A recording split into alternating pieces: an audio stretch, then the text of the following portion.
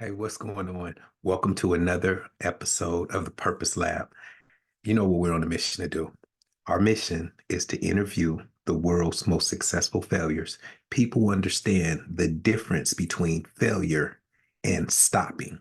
See, failure is something that happens in order for us to learn the lesson to go to the next level, where stopping enables us from moving to that next level. So our mission is to interview the world's most successful failures who use the failure as lessons in order to achieve all the different successes that they're not now having. So welcome to another episode. And I want to thank you for all the different comments, all the different feedback, for all the shares of the YouTube channel, all the shares of the podcast on Spotify and Apple Music or wherever you're getting your podcast. But I want to thank you. The support has been tremendous. So I want to get right into it. I want to get right into it. I want to read a quote that I came up with years ago, but it'll apply to this particular message today. And the quote is this: I changed when I saw something in me that didn't fit the person I was meant to be. Let me say that again. I changed when I saw something in me that didn't fit the person that I was meant to be. Today's message is about change and how important change is. And let's be honest, and once again, on this platform, I'm very transparent about the different things, the different failures that I've been through in order to hopefully you learn a lesson from the mistakes that I made. But once again, I never stopped. It was a time that I felt like I was stuck. But once again, I wasn't stuck. I just stopped. But when I realized that I wanted something different, when I realized that I deserved something different, not because I was just this worthy person that felt like, oh, I should. No, I knew that because of the different things that I made it through, I knew that there was something else for me to do because I wasn't dead. I knew that if I woke up again and again and again, that meant that I had an opportunity to change. That meant that regardless of what I did the night before, regardless of what I did the day before, the month before, I knew that I had another opportunity in this particular time to do something different, to experience something different. And ultimately, I had a vision of what I wanted my life to look like. I had envisioned what I wanted my life to be about. And since I had a vision and I envisioned it, I knew that I would see other people, and I've said this before, living a life that was phenomenal, a life that was extraordinary. And I started to really just ask, why are they living such an extraordinary and understand, whenever we're looking at different people and whenever we're talking about different people, unless we're intimately involved with them, we're basically, if we're looking at their house, we're looking at one particular outside the house, one particular room that we're able to see through. So I'm looking through their bedroom window. I can't see what's happening in the living room. I can't see what's happening in the kitchen. I see what's happening in that particular room. So I don't know what it is that they're doing completely. But what I do know is they're living parts of their life that to me looks extraordinary. I'm just speaking about me. I used to see different people that I've known because of the opportunities that I've had. I used to see them travel all the time. I used to see, and I say this a lot. I used to see different people that I was associated with that they didn't have to fly commercial. They didn't have to go on orbits. They didn't have to go on Travelocity and look up and find the best flights. They didn't. They would go to the actual airline, punch it in, or they would go to the airline or have their assistant book their chartered flight. So I knew that this was possible because I was seeing it. And what I understood was if it was possible for them, why wasn't it possible for me? If that's something that I wanted. Now, once again, I'm only looking through the bedroom, so I don't know what's going on, but I know this particular thing that I desired, I seen them have it. And so I said, if they can have it, why can't I? So I knew what I wanted because I remember, and once again, being transparent, the first time I flew private, it was such a different experience. It was such a different experience because I had to take my shoes off. I have to do none of that stuff. I have to wait on standby. I have to do none of that. And I said, because I pulled my car up, parked my car, got on the plane. By the time I got back from where I went, my car was being warmed up. I was hooked. I was hooked. The first time I flew first class. And soon as I sat down, they said, "Hey, how may I help you?" Everybody wasn't even on the plane yet. And they said, how may I serve you?" I was like, whoa, wait, you mean I don't have to wait and until the safety check, until they do the announcement, until we're certain amount of height up in the air before you come around and offer me that cookie or those pretzels or that water or pay for a drink? You mean I don't have to go through that? That right now you're ready to service me? It was a different way that I had then started to think. So my mind was changing the way I thought about life. And once again, that's just one particular thing. But I knew that that was something that I had now been exposed to, that I now knew was possible. And since I've been exposed to it, I knew it was possible. Now I wanted to have that in my life. So when we think about the word change, how do we then start reading different things, watching different things, associating with different people, studying different people to where we can now start changing our mindset to say, you know what? It's happening for them, this thing that I desire. I now want it to happen for me. So how do I put myself in position? And remember what I always say, it's not about being perfect. Because a lot of times we wait till we got to have it all together before we start that podcast. Ooh, we wait till we have. No, I listened to someone who told me, well, I listened to someone who said on their podcast how it started was they first of all wanted to start it. Then they, second of all, made a commitment to be consistent with their podcast. So they said, regardless if they were traveling, regardless what they were doing, they had their iPhone, they didn't have cameras, they didn't have a ring light, they didn't have any of that. They said what they did was they just had their iPhone and they just committed to doing something a couple times a week to start their podcast. Now, you look at what they're doing, and their podcast has different sponsorship, has different has different people who listen in on it on weekly basis. And so now they have sponsors. They have people who are believing in the things that they are talking about, the guests that they are bringing on. And all they started off with was their iPhone. So once again, we don't have to wait. What is it? Les Brown said, you don't have to be great in order to get started, but you do have to start in order to be great. You do have to start in order to be great. So you have to start that thing. And part of the starting is to understand that we have to change our mindset as it pertains to the things that we desire. I say this so much on my, and I know my people may get sick of me, but I say it so much in my different messaging. And I may say it a different way. I may say it a similar way. I may say it the same way, but I'm always talking about changing our mindset. This whole podcast is built on interviewing the most successful people and how they use failures as lessons.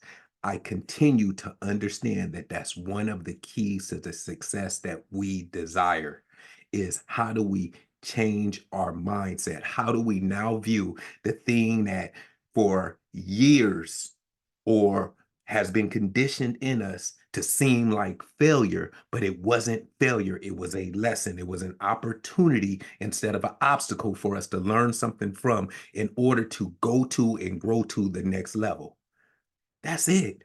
You know, my son just took, I can't wait to interview him, but my son just took a biology test. Well, his first biology test that he took and he didn't do well. So he's great math, and he's good in science, but great at math, great at his different business classes, all of this. But he didn't do well. Quite frankly, he got a D on his biology test. So I called him and because I always talk to him about I think for me, it just makes me feel good knowing that they didn't take after me. They mainly took after their mom when it comes to academia and academics. But I said, man, how'd you do on that test you told me about? And he said, man, Dad, he said, I got a D on that test. I said, man, I said, what happened? You know, I wasn't there to judge, but I was like, man, what happened? Because usually he does well on different tests, but this is his second science class that he's taken. And he said, man, Dad, he said, you know, I thought I was prepared. He said, but you know, it seemed like I studied the wrong things. I said, so I asked him because I always talk about, especially in this, please hear me, especially those you who are in school. If you didn't get the results that you wanted, the first person that you should go talk to. If you need a tutor, go get a tutor. I definitely believe in resources. Utilize the resources that you have available to you. But your main resource that I need you to lock into is go see your professor. Professors have office hours, and their office hours is usually them in there doing research, doing different things that they have to, because they have to hold these office hours. But unfortunately, a lot of students don't come to their office hours. One of the reasons why I've become kicked out of two different high schools, graduated from an alternative school, but went on bachelor's, two masters, and a PhD is because I started understanding the importance of building relationships. So it got to the point where I stopped saying that I'm supposed to know everything because I know what my thing is, but I need to go get help from the person who's the expert at this thing. So I used to develop and live in my professor's office hours. So I told my son, I said, man, make sure you go. He said, yeah, Dad, I already sent the email and I'm about to have a meeting with the professor. So he went, developed a relationship. Professor said, oh yeah, I can see how you, but you know, this is what I would suggest that, you know, you spend your time on. We got this next test coming up. Da, da, da. So gave, basically gave him the key to success. Basically gave him the key to unlock the door to the success that he wanted to have. So fast forward, got another test coming up. I asked him something. I said, hey, DJ, are you going to do this thing that he was talking to me about? He was like, nah, Dad, I gotta really focus on this test. And so I'm going to these two young ladies' house. I'm going to these two young ladies' house to study. Now he's different than me, so I do believe he was going to the two, and not I believe he did go to the two young ladies' house and study, because those two young ladies are nursing majors. And my son, it was crazy because he said, Dad, he said, it just comes to them like they know this nurses, they know this science stuff. He said, but what's crazy that when I'm talking to them about accounting or business management, they're like I don't see how you do it. Whoa, is that a key, a nugget that I just dropped that I hope you heard me? The people who are helping him with the thing that he's not great at are saying to him, man, how do you do that thing that he's good at?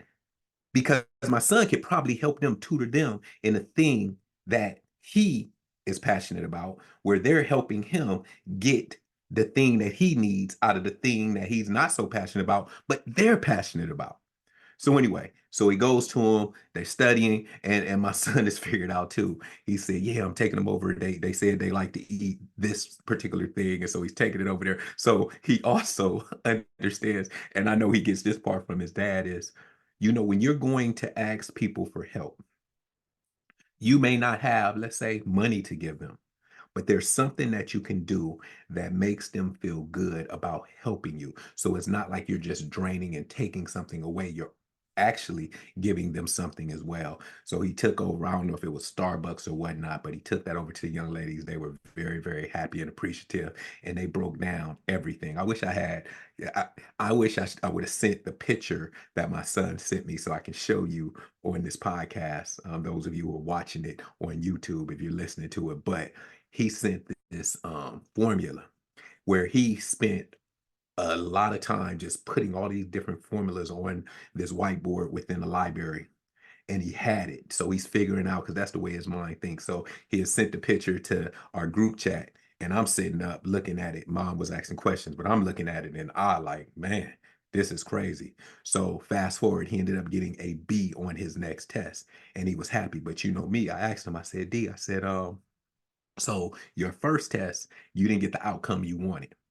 I said, so it seems like you did something different. I said, walk me through. And the reason why I wanted him to walk me through, because I'm trying to condition my son's mind to start thinking differently about an outcome that he wants. So I said, walk me through what you did. He said, well, the first thing, Dad, I went, talked to the professor. He said, the second thing is I found someone who was good at something that I wasn't, but I'd already had a relationship with him. He said, Dad, he said, what's crazy is I knew they were nursing majors, but I I just felt like, man, I needed this help. And, at first he said, Dad, I wouldn't have asked him for the help. But I know I wanted to do well. I want my GPA to be good. And I didn't want this class because he said I would have passed it. He said, but I don't want to just pass it. I want to pass it with a grade that I know if I put the work in that I could get. He said, so I, told him I was, struggling in this class and would they help me? And he said, Dad, he said, what was crazy is what you always talk about. He was like, okay, you was right on this, Dad. He said, they wanted to help me. He said, Dad, they wanted to help me.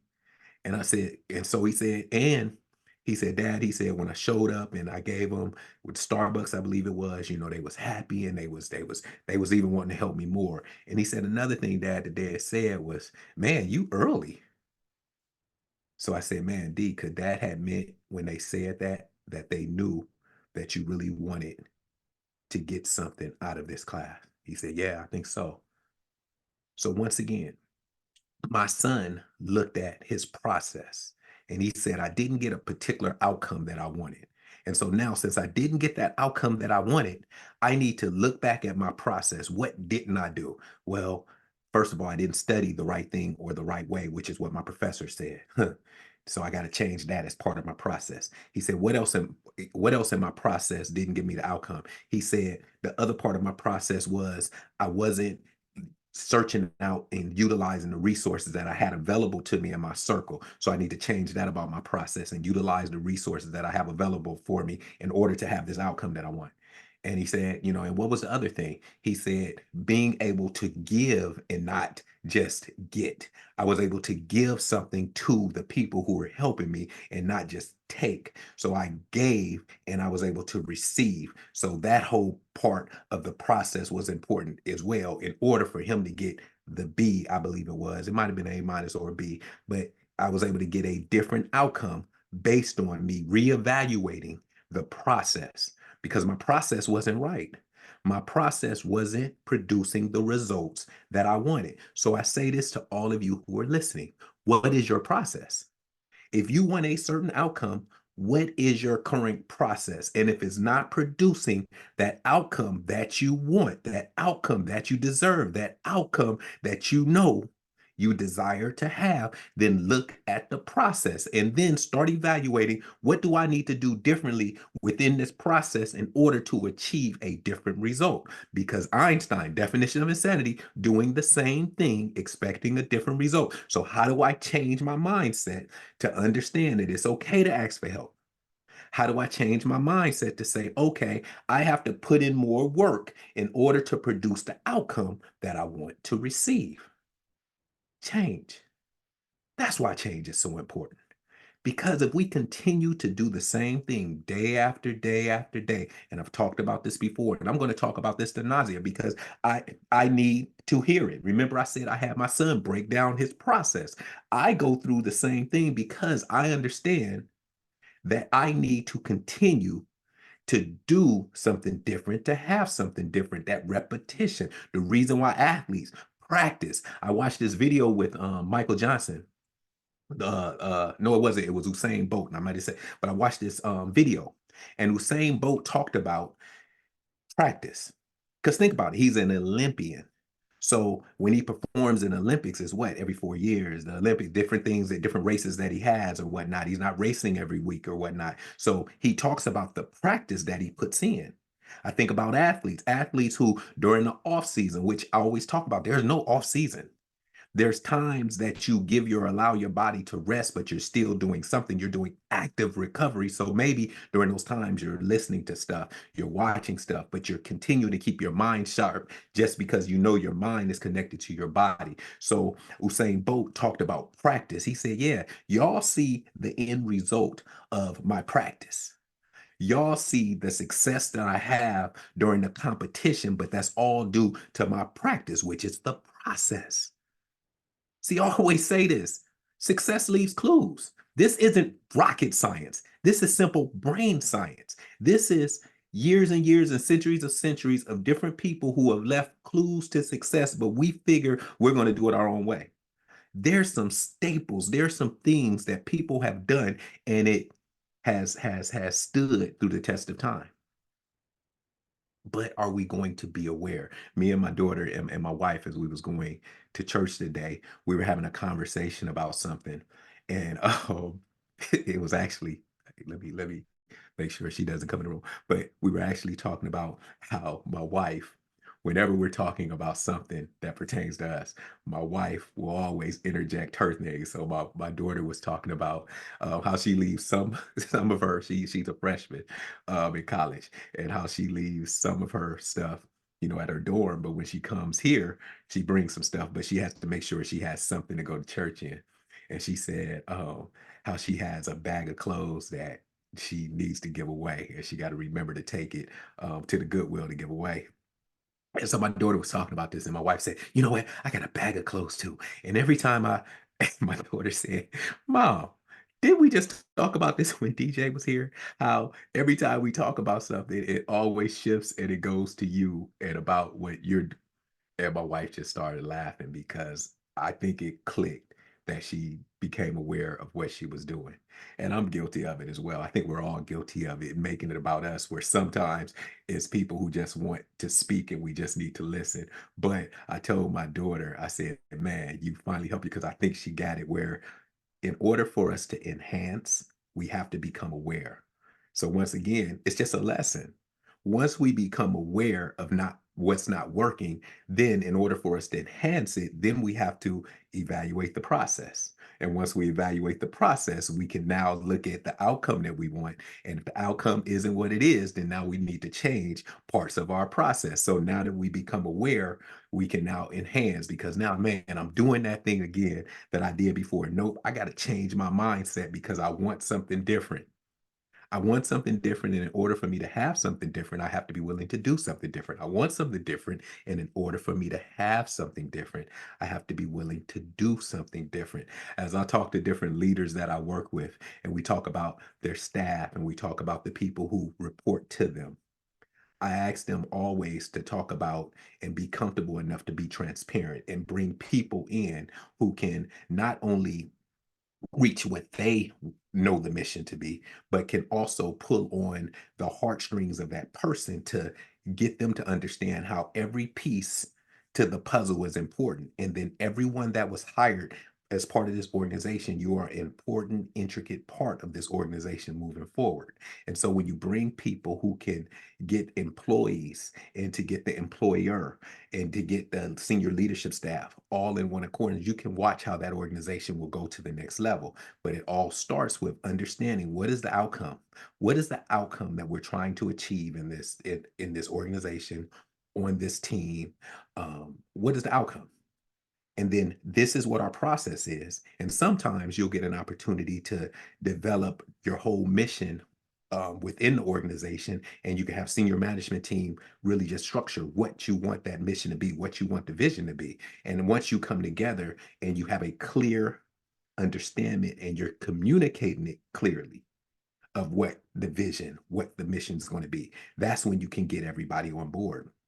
I remember I used to do this activity a long time ago with some of my high school students. I would say, all right, I would bring about 4 or 5 people up, and I would pass something down the line. So I would say, I need you to whisper it, but this is what I want. This is what I want you to tell this next person. So I would say something, and then this next person would tell that person, next person would tell that. By the time it got to the fifth person, you can imagine how the story had changed. And so I would ask the group of students that I was working with, or the group of, because I would do it with some of my companies as well. I would ask what happened. And so everybody would raise their hand and talk about what they seen happen. And mainly what happened was communication. I communicated something, and maybe I wasn't clear in my communication. So when it got passed down to that next person, the communication wasn't clear. So now it was just mad chaos, because the information, the expectation that I had as the leader wasn't passed down the right way. And so now we're all over the place. So we have to have clear communication. But that starts with our process. That starts with us changing the way we disseminate the information, because if the information isn't being communicated the right way, then something has to change. And so that's why I always say how transparent I am, and just willing to listen, just willing to be aware of the different things that I need to work on, because no one's perfect, and I know I'm far from perfect. I just had the opportunity, part of this program that I'm with the SEC. I just had an opportunity to go and participate with a bunch of leaders.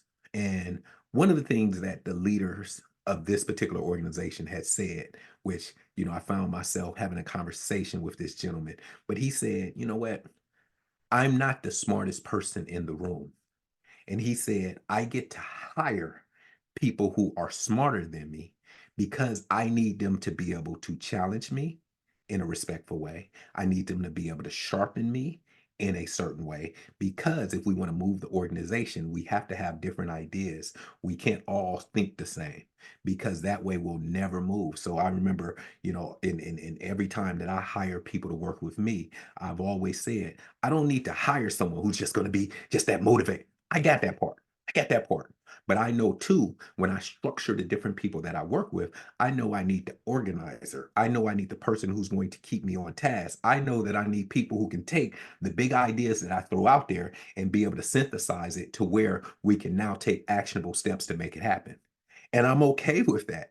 I'm okay with hiring the next person who can take my position and move the organization to the next level. I want that person somewhere on my staff. I want that person to be my number two. But if it's not my number two, I don't care if it's the janitor who every day is coming and we're having a conversation about what I did to become, to get myself in that seat. And I'm passing information just like they're passing information to me. Here's what I mean by that. Once again, don't have to be the smartest person in the room. And I want to be the type of leader who people feel comfortable coming to talk to me about certain situations. Because if a person on your team doesn't, or people on your team don't feel comfortable, if the building's burning down, they may not come and tell you, because they may say, you know what? We didn't know how you were going to respond. And so we would rather just the building burned down, and we could talk about, but if we came to you and you chewed our head off and we had nothing to do with it, we just didn't feel comfortable. So I want people, now ultimately as a leader, you have to make that final decision. But I want people to feel comfortable being able to have the decision. Now, I'm not speaking to the whole, to everyone, but you got to have that circle that you trust enough to be able to tell you different things that are going on within the organization. And so maybe I have those 10 people, those 20 people, but those 10 or 20 people have 100 people, and so on and so forth.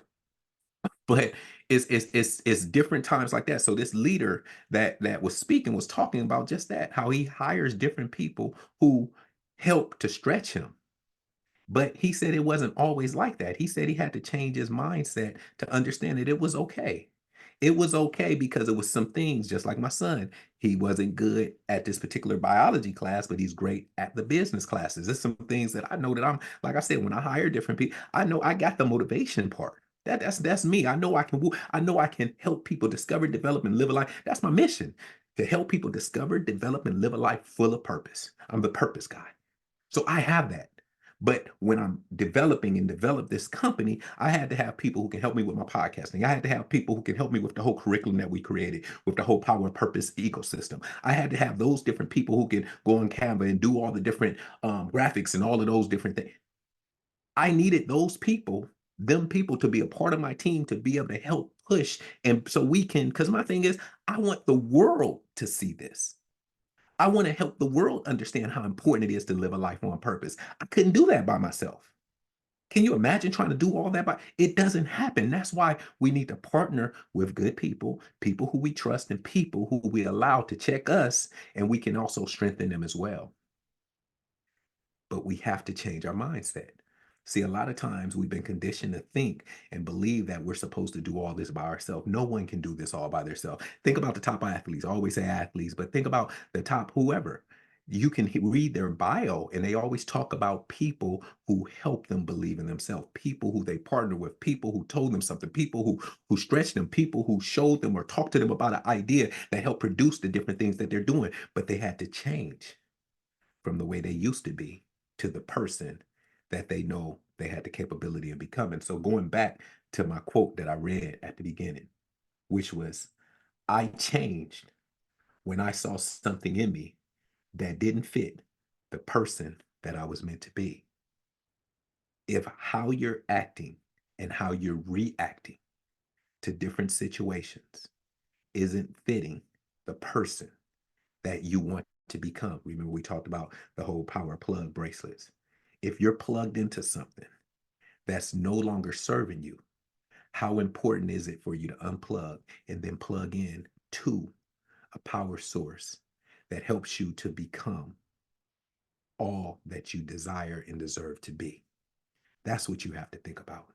So once again, I want to thank you. I want to thank you for joining, for subscribing to the YouTube channel. I want to thank you for listening on your on Apple. Please leave a comment. Leave a comment, because as we're getting comments, as we're getting feedbacks, that I've been told by my team, that's what helps the algorithms and us be able to go and become viral. So please share this message. Please continue if you need to listen to it again, because I know sometimes I talk fast, but I'm trying to talk more concise and clearly. I know when I'm speaking all over the country and I'm speaking on stages, I know at certain times, and when I'm asking my audience, I get that feedback. When you're doing a podcast, when you're doing YouTube, and you're not interviewing someone, you don't get that immediate feedback.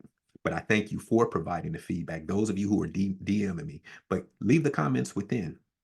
Those of you need continue to DM me if you need to DM me, because of some personal things that I deal with my one-on-one clients and one-on-one people that I work with as well. But continue to share this message. Continue to tune in. Once a week or even twice a week, we bring you the Purpose Lab, where the Purpose Lab is on a mission to interview the world's most successful failures who understand the importance of using the failure as a lesson. So once again, I thank you, and I see you on the next episode. Peace.